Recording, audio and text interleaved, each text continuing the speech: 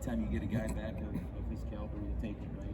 So he's done a great job with the rehab process, and it'll be just fun, when he's doing a lot of rehab. We as coaches don't get to see a lot of it, so just get on the grass, routes on air, stuff like that. What's it like for you to have so many weapons across the field for Matthew to go to or hand off? Yeah, it doesn't sting. There's not just in front of you guys, but we say that because the guys can handle it. Anyone who's in there on any given play, we have confidence in them. That's why they're in there. And more importantly, Matthew has confidence in them, and across the board. Everyone is, not surprised by someone making a play. You saw Mump last week make 2 big plays. I know you're kind of referring to that, but it's week in and week out. Just be in the right spot at the right time. Work your fundamentals, and when you get your ops, make the most of it. And so far through 11 weeks, pretty pleased with how those guys are making it happen. I asked Matthew what he thought the key was to this offensive line doing such a great job this year, keeping him clean, even with the different combinations. What's your opinion? What has been the factor? I think it's across the board. In all phases, it takes all 11. Getting the play and getting the right play that are not going to be dead plays, operating the right way, getting the line of scrimmage where you're not rushed, and then when that ball snap, making it come to life. So when it comes to the pass game, receivers getting off a jam, getting to A to B as fast as humanly possible in zone coverage, distributing the field. Matthew clicking through your progressions. Obviously offensive line communicating, making sure they're going to the right people back, picking up the right guy in the blitz. Like, it takes everybody. And so, I think the line is doing a great job through 11 weeks. I think they're straining, because they know if 9 gets 1 extra click, a lot of times good things happen. But again, it's not just them; it's everyone across the board doing their job. And getting through 11 weeks, and I'm going to keep saying that. It's it's been good. I think we've steadily gotten better. This is a whole new week in this game. Will humble you quickly, so we got to get right back to work.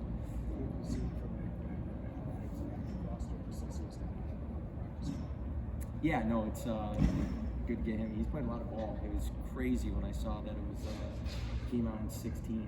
It's like I'm aging quickly. It feels like it wasn't long ago that I was evaluating him. So he's had a great career, and anytime you can bring in a guy that's played a lot of good football in this league, we take it.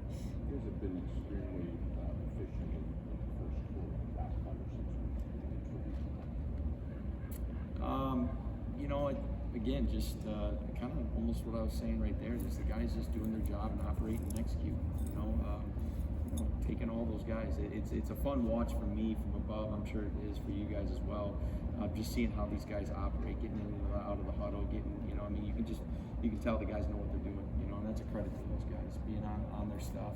Credit to the position coaches getting these guys ready to go. So, you always want to start fast. It's not just something that you just say. You want to, and then you want that second drive to go well. Then you want that third. Then you want to finish great. And you want to, So it's like just live in the moment, each play, each drive, and handle your stuff. And fortunately, for the last few weeks, those first drives outside of Seattle, where we got all the way down there and didn't finish it. But for the most part, we've done what we're supposed to do. You're coaching up the box, and Matt gets one of the middle passes. Are you noticing that in real time, or you'll see it later and just what's the reaction to see?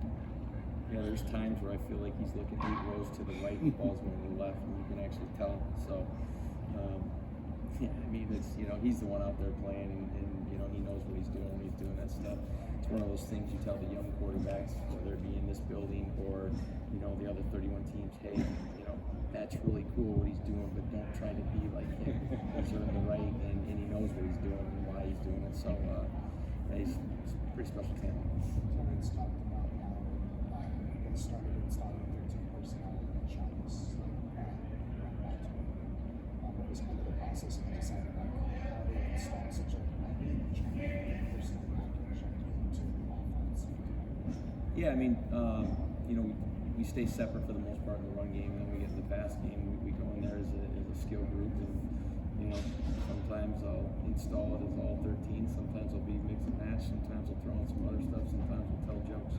So you try to just keep the meetings that's a lot of information. It's the same voice, and obviously Sean and everyone talking to being collaborative. But it's whatever we think is necessary for that week in terms of how they're going to get the information.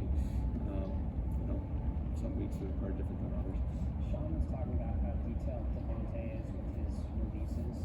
How have you seen that affect the way defenses can or can't he's been a problem at the line of scrimmage well before he got here. He's arguably, you know, at least in, you know, since he's been in the league in 14, probably not even arguably, he's probably the best release guy, you know, of that time, and he's still doing it. And it's no different than what we said when we got him here, you know, back in the spring, and how he felt in August. Like, dude still got a lot of juice in that body, as you guys can see. He's a problem at the line of scrimmage. He knows ball really well, but like, it's the stuff that he does within the moment and why he's doing it. It's next level type stuff. And again, if you want to have the career that he's had, a Hall of Fame career, you're going to think that way, you know. And so, and you have the ability to do what you're thinking, and it makes sense, you know. So he'll never get old. It was really fun from afar watching him. It was fun, you know, particularly because it was with my brother too, as long as he wasn't playing a team that I was associated with, obviously.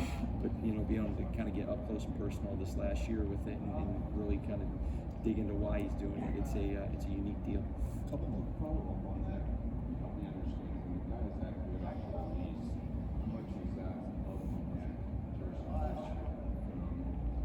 Yeah, I mean, he knows where he wants to be when he needs to be there, right? He's got a great sense of time, and so he's got a great sense of the defender he's going against, you know, whether it be through the film study or sometimes it's, hey, how's this guy going to play me? And I might release on a run play to just kind of see, you know, how he's going to react and stuff. So it's the game within the game, right?